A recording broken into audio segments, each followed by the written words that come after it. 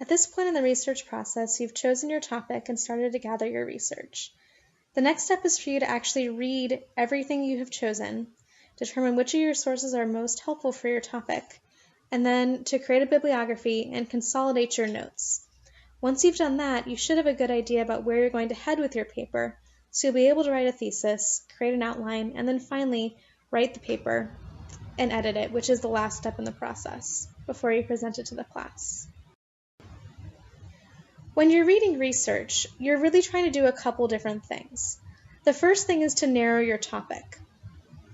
Presumably, you should have a lot of information for the topic that you're focusing on.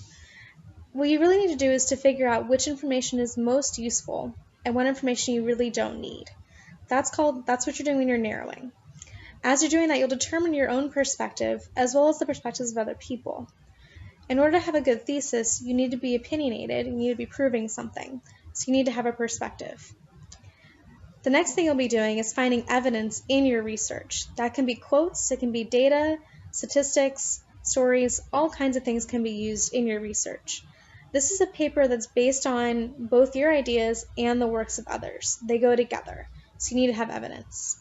And the last thing is multiple angles. Your paper will be strongest if you acknowledge the fact that other people also have opinions that are different from yours. If you can find a way to acknowledge those opinions and show that your perspective is better, then you're going to have the best paper possible. So for this assignment, the next thing that's due is actually reading your research, taking notes, and creating a bibliography. You're going to select 5 sources. 2 of them have to be print sources, which, as we've discussed, can come from our online databases if they're newspaper or magazine articles, or primary sources, these types of things. You also need 2 electronic sources. Those can be Viewpoints articles, academic journals, critical essays, videos, something like that have come through our databases. And then your interview with an expert that's being done through your history classes. It's going to take you a while to read these sources, and you need to read every single one. That's why you have a full 2 weeks to be reading your sources and determining which ones you're going to use before you have to turn in this assignment in early February. I'm not going to require you to annotate all of your resources. That would take you a really long time. I would recommend that you highlight them and take some notes, but you can do them the way that you want to. If you want to annotate your sources, I'm certainly not going to stop you, but it's different than you annotating a book. In this case, you do not need to annotate every single source like we've done in the past. What you're actually going to turn into me are summary notes, 1 page for each one of your sources. That single page needs to include 3 different things. Number 1, a full MLA citation, which we'll talk about how to do in another video, as well as your workbook has some resources for that. So every single page that should appear at the top. After that, there should be a 4 to 6 sentence summary of all the main ideas of the article, as well as your judgment on how useful that article is to your topic. And we'll talk about in another video how to figure out what is useful and what's not.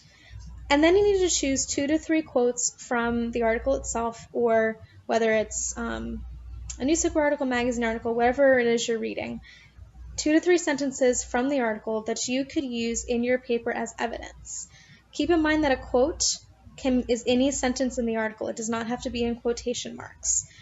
So anything that helps to make your argument stronger. When I'm looking for quotes, I always try to figure out which parts of the article are the most important for understanding the purpose, understanding their perspective.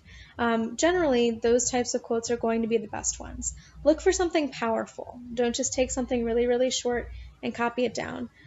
If you do these summary notes correctly, then when you get to writing your paper, you won't have to look up any quotes anymore. You'll just take the quotes from your summary pages, and as well as your summary that you've written about that article, and you should be able to just plop it in right into your essay itself.